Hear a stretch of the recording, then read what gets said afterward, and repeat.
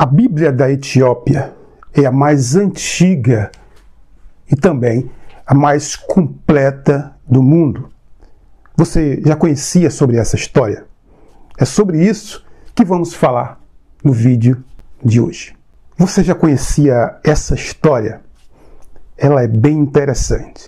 Então fica comigo até o final desse vídeo, porque vou te revelar muito mais do que isso. Mas antes, deixe o seu like. Se ainda não for inscrito, se inscreva e ative o sininho para você não perder nada do que acontece por aqui. Se você é novo por aqui e ainda não me conhece, eu me chamo Quirino Pinheiro e você é muito bem-vindo ao nosso canal Verdade Secreta.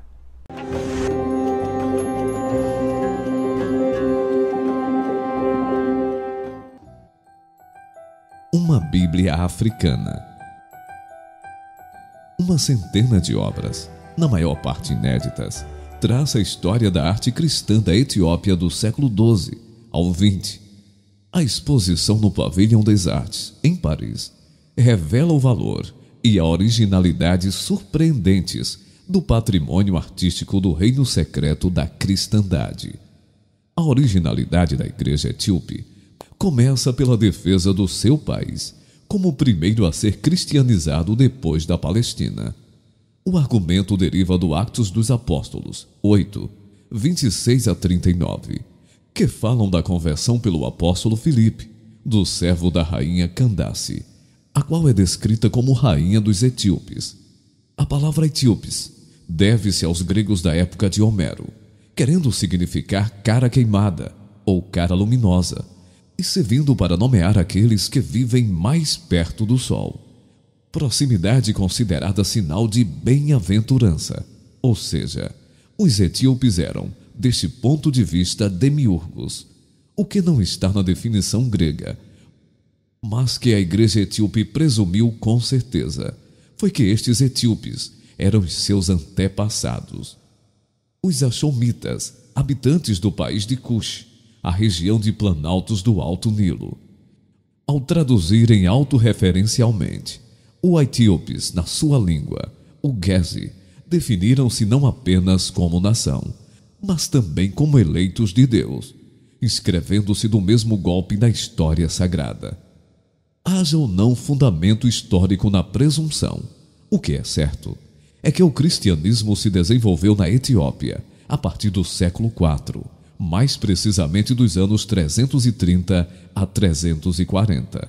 É por essa altura que se dá a conversão do soberano Axomita Essana, coincidente com a nomeação pelo patriarca de Alexandria do primeiro prelado para o reino. No século seguinte, os Axomitas começam a escavar na pedra as primeiras igrejas, recebendo diretamente da Palestina uma liturgia e uma arte cristã, porém, ainda com fortes raízes no judaísmo, fenômeno corrente nos cristianismos antigos. A diferença é que no século VIII, a Etiópia perdeu o controle do Mar Morto e ficou separada do mundo mediterrâneo pela expansão do Islão. Daí que ainda em pleno século XV, produzisse imagens arcaicas, há muito desaparecidas no resto da cristiandade. A sua persistência é o primeiro tema da exposição. Documentos através de manuscritos, pinturas em madeiras e, sobretudo, de uma coleção de soberbas cruzes, na maior parte em metal. O que é, desde logo, surpreendente nestas cruzes é o seu hipergeometrismo, decorrentes das tradições autóctones, mas também a circunstância de não serem ornamentadas por crucifixos, ou mais raramente por um Cristo jovem e sorridente. Na verdade, estas peças de mobiliário litúrgico cumpriam uma função triunfal, ou seja, simbolizavam a vitória do Cristo sobre a morte. Representando a salvação oferecida aos homens, dispensavam a figuração do Cristo, sobretudo a imagem do sofrimento no patíbulo. Depois de séculos de obscurantismo, a Etiópia cristã ganhou supremacia sobre os seus vizinhos na segunda metade do século XIV. Nesse contexto de efervescência política religiosa, multiplicou-se a construção de igrejas, bem como a tradução textos sagrados, como os milagres de Maria, enquanto os monges tomavam a iniciativa inédita de ilustrar as suas páginas com retratos e ornamentá-las com traços de pena entrelaçados. Paradoxalmente, o texto que mais marca o clima intelectual da época, ao ser traduzido do árabe, não foi objeto de ilustração. Falamos de A Glória dos Reis, assumida como epopeia nacional, quando relata o encontro do rei Salomão com a rainha do Sabá, justificando a presença da Arca da Aliança em Achoum e a celebração desta como segunda Israel. Em qualquer dos casos, a iminência da chegada dos portugueses levou os muçulmanos a arrasarem a Etiópia em 1530, e só depois disso, com a ajuda dos ocidentais, o país reconquistou a soberania. Foi a época de implementação das relações com o resto do mundo cristão, de que resultaram mudanças de fundo na arte religiosa da Etiópia, que depois da queda de Bizâncio se voltou para a Grécia e para a Veneza. Essas novas influências formam outra importante seção da exposição, em particular, as obras de pintores ocidentais, atraídos para a Etiópia, que nunca voltaram a sair do país, vistos seus reis os cobrirem de honras e riquezas, ao mesmo tempo que lhes negavam o regresso à casa, de realçar o significativo legado do veneziano Bracaleon, que chegou à Etiópia em 1480, para se tornar um dos favoritos das autoridades reais e se estabelecer como uma das influências mais duradouras na arte religiosa do país. Por mais uma dessas estranhas reviravoltas, em que a história da Etiópia é fecunda, a interdição da entrada de ocidentais e a restauração da ortodoxia no país coincidiu com uma renovação artística que atingiu o apogeu em finais do século XVII, começos do século XVIII, quando a capital foi transferida para Gondor.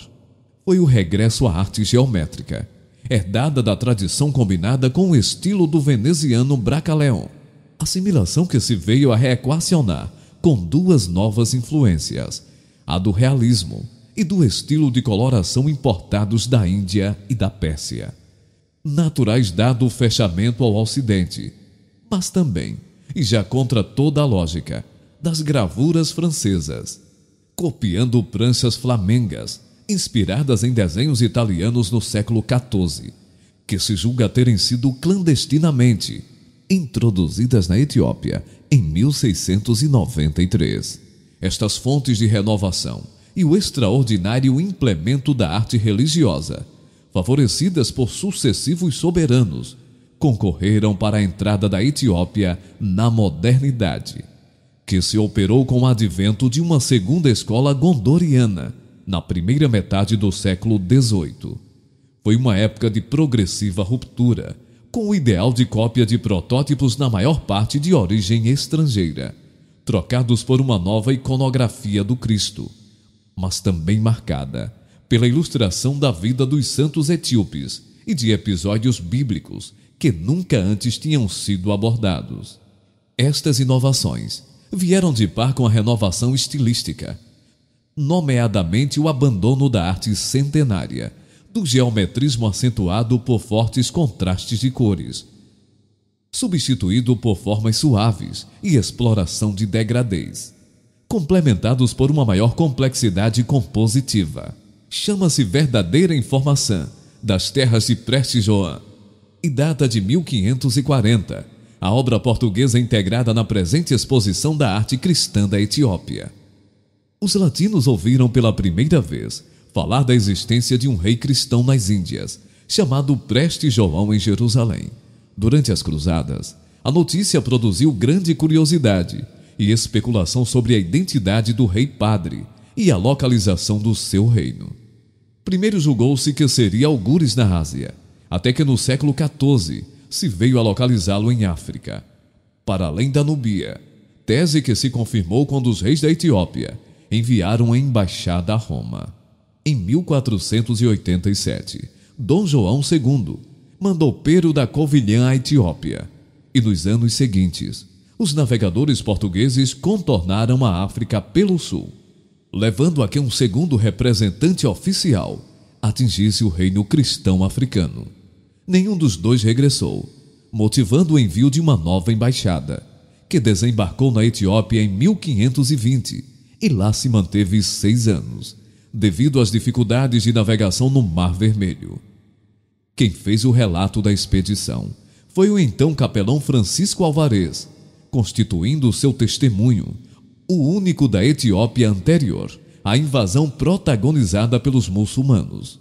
Alvarez identificou o rei da Etiópia, então Lebnan Degel, com o rei dos indianos e com Preste João. Este, porém, recebeu a embaixada portuguesa com alguma reserva e não lhe concedeu a cobiçada Massaoa, o que teria facilitado uma aliança militar. Entretanto, a chegada dos portugueses motivou a ira dos muçulmanos, levando as tropas do emir turco Gragni a arrasarem a Etiópia cristã, o que, por seu turno, ditou o envio de ajuda de reforços portugueses, conduzidos por Cristóvão, filho de Vasco da Gama. Depois do involuntário contributo para a invasão muçulmana, a presença dos ocidentais, em particulares dos jesuítas, foi fonte de nova desgraça para a Etiópia, motivando divisões internas que conduziu a uma sangrenta guerra civil. Foi a razão do fecho do país aos estrangeiros e da restauração da fé ortodoxa, que se confundiu com o apogeu da arte religiosa da Etiópia. Este ancião sacerdote da Igreja Cristã da Etiópia tem em mãos um dos escritos originais da tradução bíblica. Pertencem à linhagem de Menelik, filho de Salomão, com a famosa rainha de Sabá. Seus descendentes permanecem até hoje na Etiópia. Um dos livros não canônicos cristão, Bíblia Cristã, mas pertencem ao canon etíope, Bíblia Etíope, e o livro Pseudoepígrafe de Enoque. Agora é o seu momento de participar do vídeo. Comente aí o que você achou. Eu espero que você tenha gostado do nosso vídeo de hoje. Me conta aqui embaixo nos comentários o que você achou da história dessa Bíblia. Você já conhecia essa história?